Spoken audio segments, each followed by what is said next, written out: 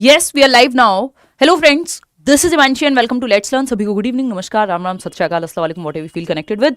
Start करेंगे आज का सेशन। हिंदी पेडागोजी के क्वेश्चंस को हम एनालाइज करने वाले हैं। रिपीटेडली बार बार सेम टॉपिक्स से सेम क्वेश्चंस आते हैं और सेम नहीं भी होते हैं तो थोड़े बहुत परिवर्तन के साथ आपसे पूछ लिए जाते हैं। थोड़ा सा चेंज है कुछ क्वेश्चंस में, उसका रीज़न मैं बताती हूँ आपको। जब से इन्होंने पेपर ऑनलाइन किया था 2020-21 की बात है, और उस टाइम पे इन्होंने क्या किया कि जो इन्होंने एज इन सीबीएसई ने या सीटेट यूनिट ने कि इंग्लिश पेडागोजी में जो क्वेश्चंस आते हैं उन्हीं को ट्रांसलेट करके हिंदी पेडागोजी में डालने लग गए। तो अब कुछ टॉपिक्स ऐसे होते हैं जो पहले हिंदी पेडागोजी में नहीं होते थे, बट वो इंग्लिश पेडागोजी से ही इंस्पायर्ड कह लीजिए या ट्रांसलेटेड हैं सीधे सीधे। इनको इंस्पायर्ड कहना भी गलत होगा, सीधा ट्रांसलेशन है। तो उसको उस अप्रोच से पढ़ना जरूरी हो जाता है। बाकी कई क्वेश्चंस हैं, 15 क्वेश्चंस हम करने वाले हैं। 15 नंबर की पेडागोजी आती है आपकी एक लैंग्वेज में, है ना। तो उससे आपको आइडिया लगेगा कि कई क्वेश्चन से मैं बताते हुए चलूंगी आपको कि जो रिपीटेडली हमेशा से पूछे जा रहे हैं और हमेशा पूछे जाते रहेंगे, उनको कोई बदल नहीं सकता। सिलेबस चेंज हो जाए तब भी उतना पार्ट तो आएगा ही अगर पेडागोजी रखेंगे तो, है ना। वो केवीएस एनवीएस की तरह कुछ अजीब ही हरकत करने लगे तो बात अलग है। हालांकि अगर सीटेट से भी पेडागोजी हटा देंगे तो फिर तो वो तो लीगली अपनी बात उठाने वाली बात हो जाएगी कि फिर टीचिंग में पेडागोजी नहीं होगी तो कहाँ होगी, है ना। चलिए खैर, ऐसा तो मतलब कुछ नहीं होने वाला है और जो भी होगा वो आगे की बात है। अभी तो सिलेबस सेम है, आपको पता है, पैटर्न सेम है।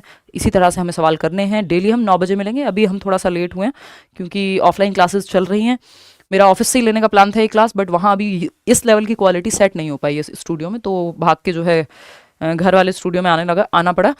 तो शुरू करते हैं। ये इस बार का ही पेपर है जो पूछा गया है, यानी दिसंबर 2024 वाला पेपर है। पेपर 1 हो पेपर 2 हो, लैंग्वेज की पेडागोजी एकदम सेम है। इसके बाद हम कुछ क्वेश्चंस इस तरह से करेंगे। ये एक क्वेश्चन पेपर था जो मैंने सीडीपी का कुछ दिन पहले एनालाइज कराया था, अब हम हिंदी कर रहे हैं। इसके बाद हम एक अलग सीरीज शुरू करेंगे मंडे से, ठीक 9 बजे रात को लाइव यूट्यूब पे भी। और जो बैचेस हैं, अगर आप करियर विल पे नहीं जुड़े हैं तो आप जुड़ जाइएगा, तो वहाँ भी आप एनरोल कर सकते हैं अगर नहीं किया है, इनकेस आपने एनरोल। तो बात सही है बैच में, ठीक है। चाहे वो D+B का बैच हो, केवीएस एनवीएस हो, सीटेट हो, जितने भी टीचिंग के बैचेस हैं वो टीचिंग सेक्शन में करियर विल के जाके आप एनरोल कर सकते हैं। कहानी शुरू करते हैं आज की। पहला क्वेश्चन है आपके सामने। अश्विन जन्म से ही उड़िया भाषा जानता है, उसने अंग्रेजी और हिंदी भी पढ़ी है। इस कथन के आधार पर पता लगाइए कि कौन सा कथन सही नहीं है। जहां नहीं लिखा होता है, नॉट लिखा होता है, वहां आपको क्वेश्चन को ध्यान से अटेम्प्ट करना होता है। पोल आपके सामने है, नहीं तो गड़बड़ हो जाती है। अश्विन एक बच्चा है जो उड़िया भाषा जानता है। उसे अंग्रेजी यानी इंग्लिश भी आती है और उसे हिंदी भी आती है। जैसे आपकी मातृभाषा, मान लीजिए आपने पंजाबी है, आपने इंग्लिश भी सीख ली और साथ में आपने हिंदी भी सीखी। मातृभाषा, मदर टंग क्या है? वो है आपकी पंजाबी, या जो भी जिसकी भी मातृभाषा है, ठीक। तो यहां पे अश्विन एक बच्चा है जिसकी जो जन्म से ही उसको उड़िया भाषा जानता है। वो उड़िया मतलब उसका अर्जित भाषा है, भाषा अर्जन है। ये भाषा अर्जन और अधिगम का ऐसा कोई साल नहीं है जब सवाल ना आता हो यहां से, ठीक है। तो उसका अंग्रेजी अधिगम भाषा अर्जन है, यानी जो उसका इंग्लिश सीखना है वो लैंग्वेज लर्निंग का पार्ट है, बिल्कुल, क्योंकि दूसरी भाषा सीखी जाती है, लर्न की जाती है। मातृभाषा हमेशा जो है वो अर्जित की जाती है, क्योंकि जो घर में बोली जा रही है माहौल से आप अर्जित कर लेंगे, बटोर लेंगे। जैसे आपके घर में अगर हिंदी मैं मान के चल रही हूँ कि आपके घर में हिंदी या हिंदी के आसपास की कोई भाषा बोली जाती होगी, तो हिंदी आपने माहौल से अर्जित कर ली, कार्टून देख के, मूवी देख के, घर वालों से सुन के। उसके लिए आपको कोई किताब पढ़ने की जरूरत नहीं पड़ी होगी। तो जो भाषा हम बिना किसी किताब के, बिना किसी व्याकरण के, वातावरण से अर्जित कर लेते हैं, वो जनरली हमारी मातृभाषा या फर्स्ट लैंग्वेज होती है, ठीक। इंग्लिश क्योंकि उसकी फर्स्ट लैंग्वेज नहीं है, मदर टंग नहीं है, उसने अर्जित नहीं की, अर्जन किया है, लैंग्वेज लर्निंग की है, लैंग्वेज एक्विजिशन नहीं है। ये इंग्लिश में भी इसलिए बता के चलूंगी क्योंकि ये सीधा इंग्लिश से ही ट्रांसलेशन है। सेकेंड ऑप्शन है उसका उड़िया अधिगम भाषा अर्जन है। ये बात एकदम सही है कि जो उड़िया भाषा है, जो वो जानता है भाषा, जो उसकी मदर टंग है, फर्स्ट लैंग्वेज है, मातृभाषा है, उसको उसने अर्जित किया है, एक्वायर किया है, इनहेरिट किया है। जैसे लोग प्रॉपर्टी इनहेरिट करते हैं अपने माँ बाप से, विरासत में उनको मिलती है, ऐसे ही भाषा भी हमें, जो हमारी मातृभाषा है, वो विरासत में मिलती है, अर्जित करते हैं। उसमें हमारा कोई एक्स्ट्रा एफर्ट नहीं लगता उस भाषा को सीखने में, आप माहौल से एक्वायर कर लेते हो। थर्ड है उसका हिंदी अधिगम भाषा अधिगम है। हाँ, हिंदी भी जो है उसकी सेकेंड या थर्ड लैंग्वेज है, तो उसने ये भी सीखी है, अर्जित नहीं की है, अधिगम हुआ है। उसका अंग्रेजी अधिगम भाषा अधिगम है, ये बात भी सही है। ये कहना गलत है, ये कहना गलत है, और जो गलत है वही सही है। इसको हम नहीं कह सकते ये बात सही थी, क्योंकि यहां पे आपको गलत ऑप्शन चूज करना था। तो अंग्रेजी अधिगम भाषा अर्जन है, ये कहना गलत होगा, और जो गलत है वही सही है, क्योंकि पूछा ही गलत है, नहीं पूछा है आपसे। तो first option is the right answer, क्योंकि यही गलत है, गलत ऑप्शन पूछा था, ठीक है, भाषा अधिगम और अर्जन में आप इतना अंतर तो समझते हैं कि अर्जन का मतलब है जो नेचुरली आपने अपनी मदर टंग को, अपनी मातृभाषा को बिना किताब के, बिना व्याकरण के सीखा है वातावरण से। अधिगम जो है इसमें एफर्ट और प्रैक्टिस लगती है कि आप बार बार ABCD लिखना सीखा आपने, अ से अनार, आ से आम लिखना सीखा, व्याकरण सीखी, स्कूल में सीखी भाषा, या कोई स्पीकिंग कोर्स किया। तो अधिगम में आपकी कोई भी सेकंड लैंग्वेज, थर्ड लैंग्वेज, जो भी भाषाएं आप सीख रहे हैं, प्रॉपर जर्मन सीखी, जो भी कोई भी लैंग्वेज है, तो सेकंड, थर्ड या जो भी मदर टंग नहीं है वो आप सीखते हैं। दूसरी भाषा का भी एक्विजिशन संभव है, लेकिन वो एक अलग थियोरी है। ठीक है जी, ये सवाल पूछा जाता है। कह रहे हो कि ये तो पुराना डायलॉग है। हाँ, ये पुराना डायलॉग है। हम काफी सालों से जो है, पिछले 9 सालों से यही बात करते आ रहे हैं कि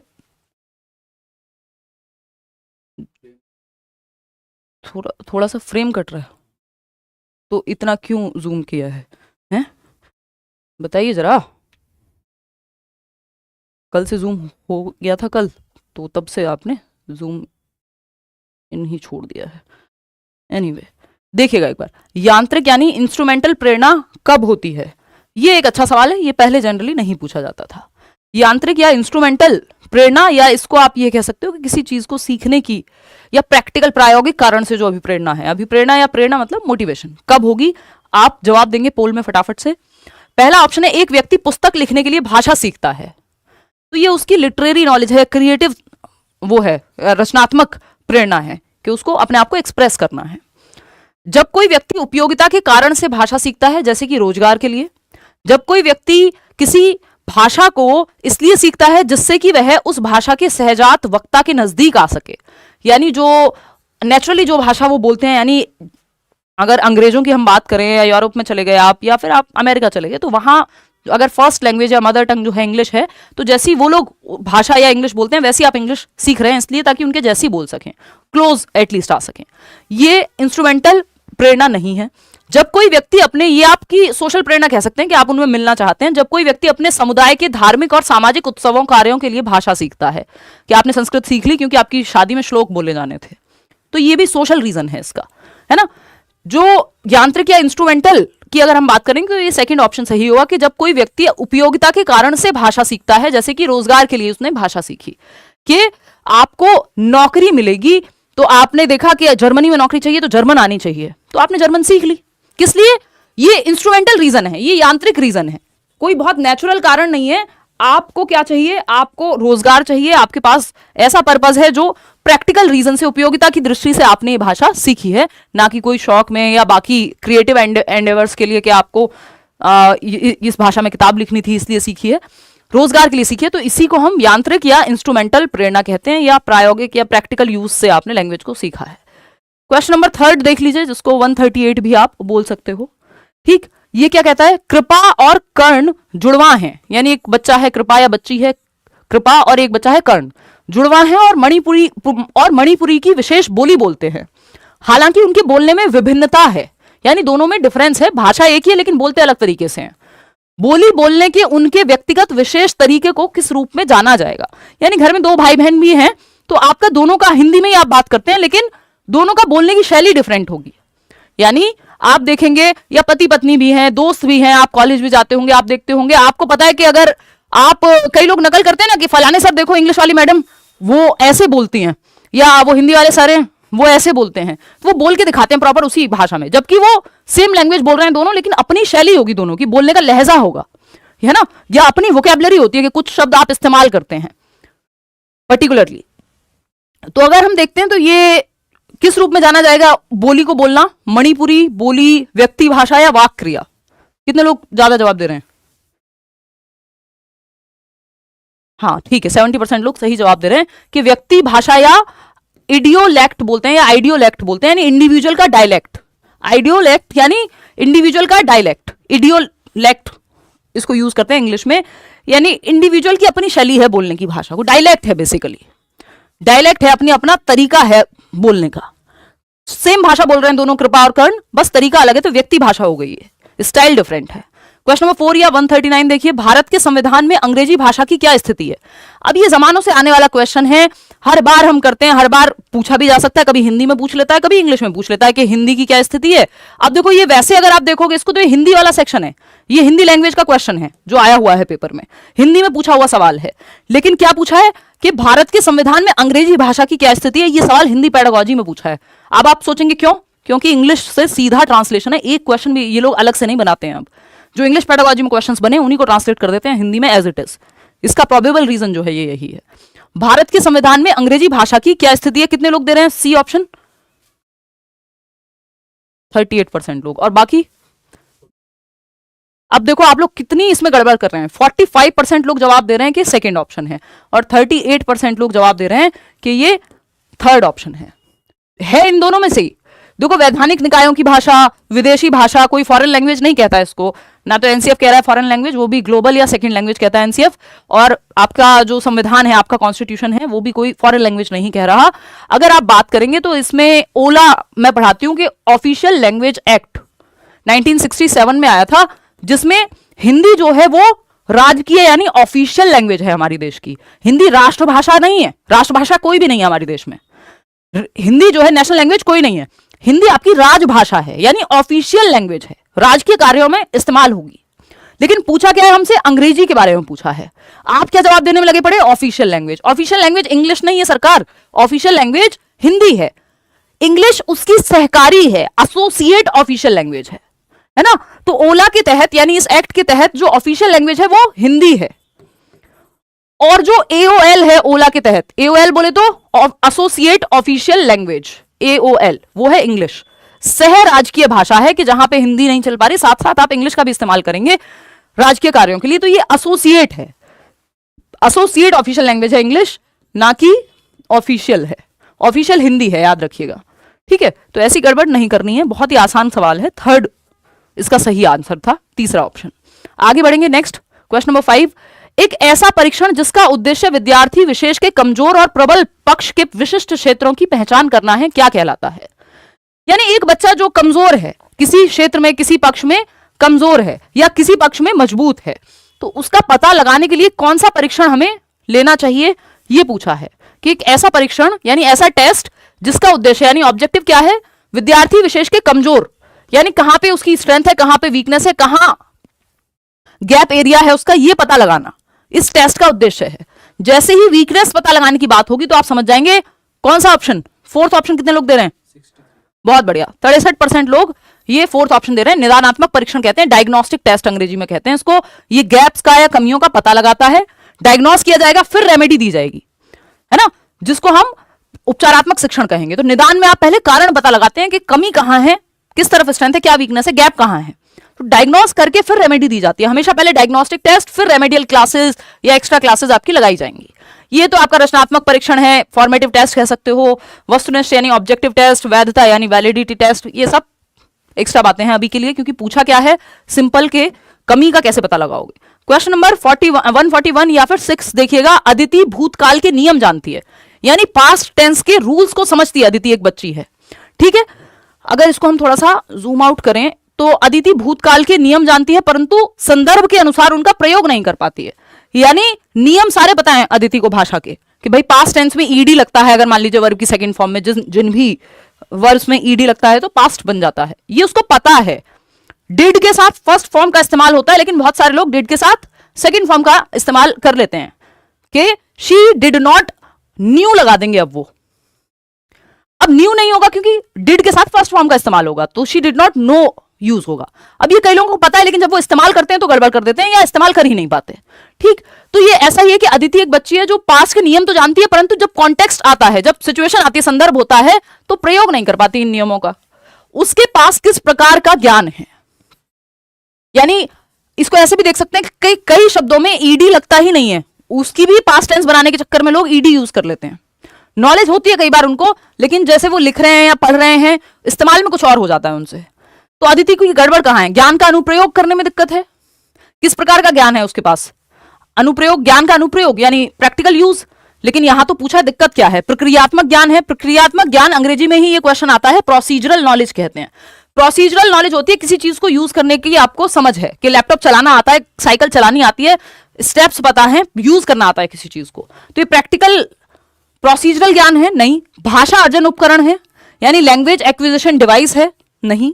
उसके पास किस प्रकार का ज्ञान है? ज्ञान किस तरह का, यानी ज्ञान तो है उसको, पास्ट टेंस की नॉलेज है, लेकिन वो यूज नहीं कर पा रही।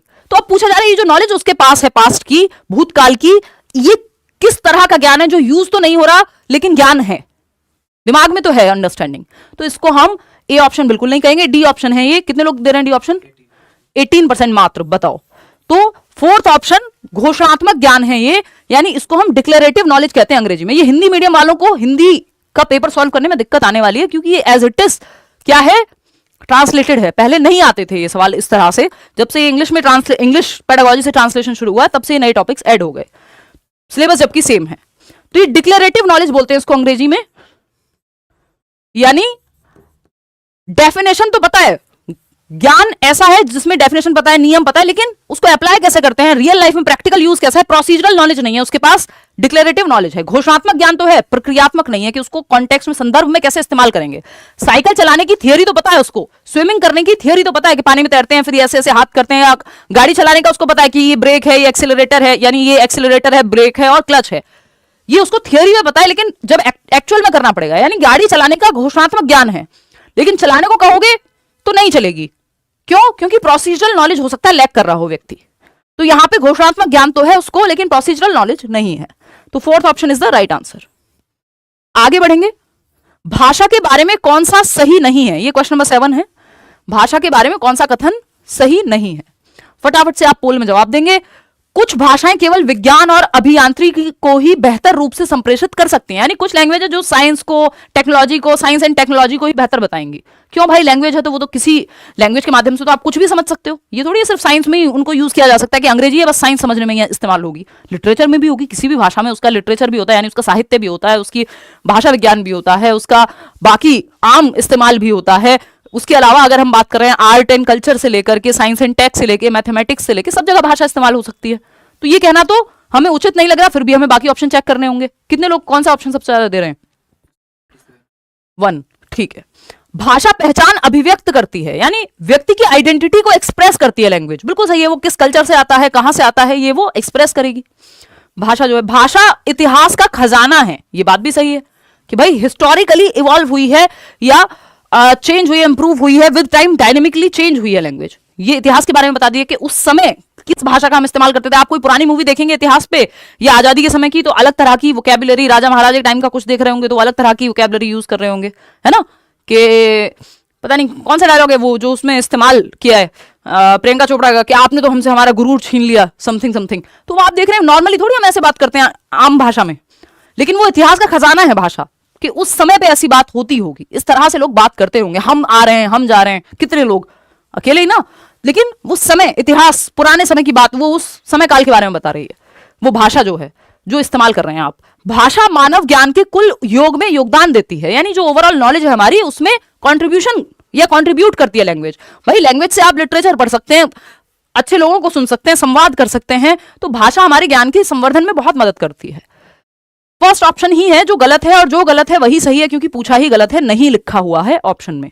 कुछ भाषाएं केवल विज्ञान और अभियांत्रिकी को ही बेहतर रूप से संप्रेषित करती हैं, यानी साइंस एंड टेक को ही अच्छे से कम्युनिकेट कर सकती हैं कुछ भाषाएं, ये कहना गलत होगा। ये आपने लिमिट कर दिया, लैंग्वेज को जबरदस्ती बांध दिया। भाई भाषा है तो सब कुछ कर सकते हैं, भाषा कम्युनिकेट भी करेगी, आर्ट में भी, संगीत में भी इस्तेमाल होगी, साइंस में भी इस्तेमाल होगी, हिस्ट्री में भी इस्तेमाल होगी। ऐसा थोड़ी सिर्फ साइंस एंड टेक को ही कुछ भाषाएं जो है वो बताएंगी, ये कहना गलत होगा। तो फर्स्ट ऑप्शन यहां सही है, क्योंकि यही गलत है। भाषा की कक्षा में परियोजना कार्य की अभिकल्पना करने और उसे क्रियान्वित करने में क्या क्या चरण संलग्न है, यानी जो प्रोजेक्ट मेथड है। अब ये इन्होंने थोड़ा सा out of the box question इस सब्जेक्ट के लिए दे दिया है, वैसे ये सीडीपी में आता तो सही रहता।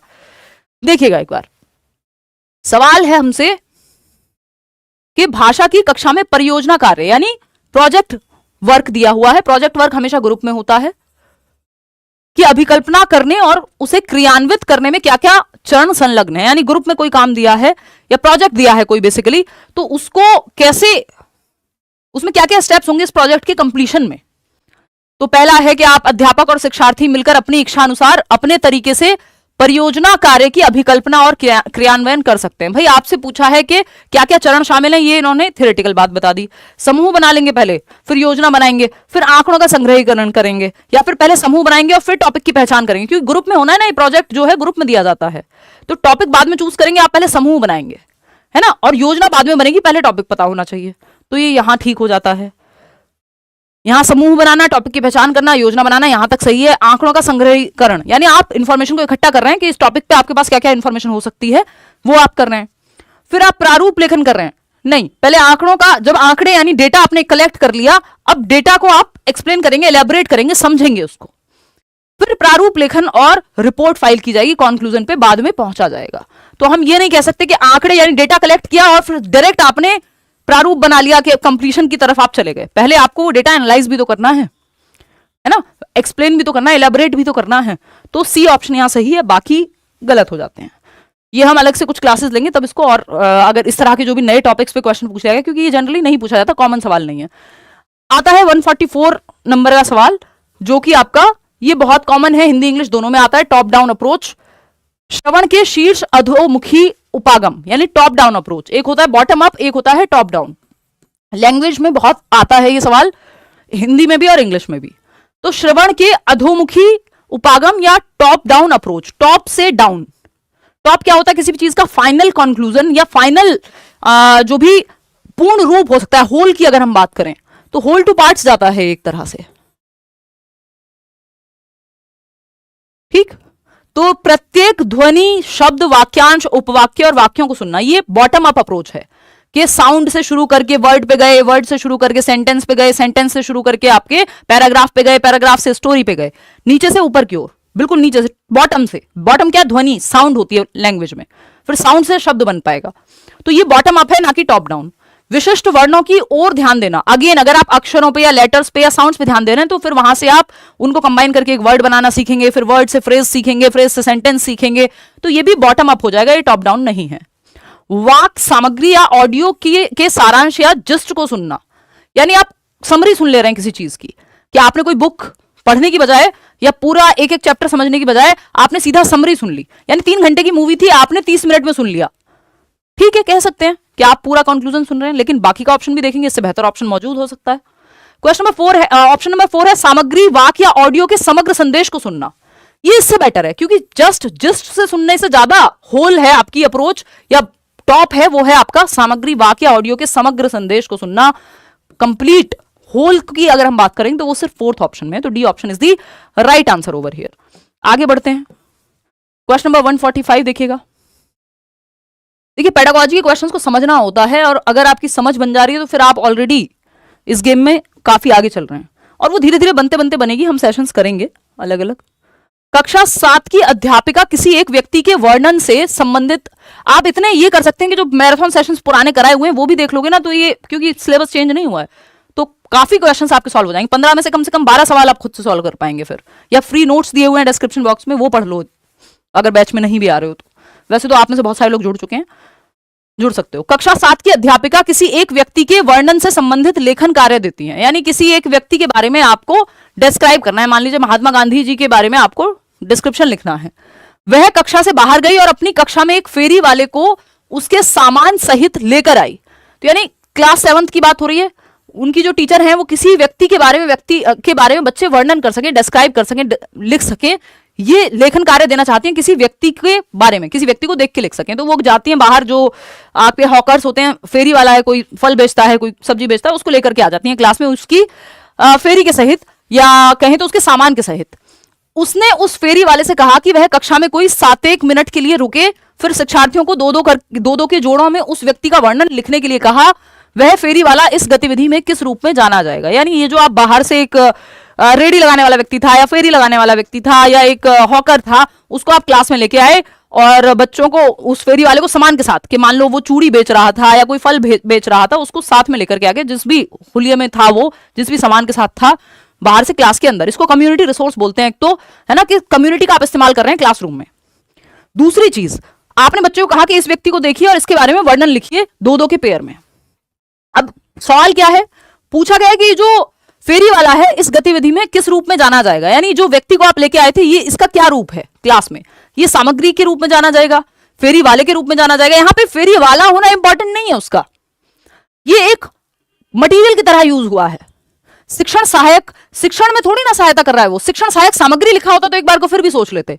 गतिविधि का एक प्रतिभागी है, गतिविधि का प्रतिभागी नहीं है, वो गतिविधि तो बच्चे कर रहे हैं, है ना, वो तो जस्ट वहां है मौजूद सामग्री के रूप में जिसको देख करके कंटेंट मिलेगा बच्चों को।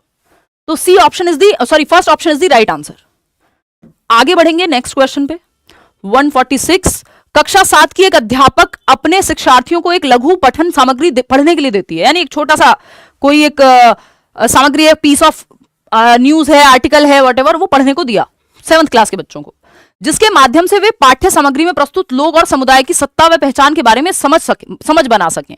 यानी ये जो सामग्री या कंटेंट दिया है या कोई रिपोर्ट दी है व्हाटएवर, या कोई न्यूज आर्टिकल दिया है, इसको पढ़ के बच्चे क्या कर पाए, इस सामग्री में प्रस्तुत लोग यानी जिन लोगों के बारे में या समुदाय या किसी कम्युनिटी के बारे में बात हुई है उसके बारे में पहचान या समझ बना सकें।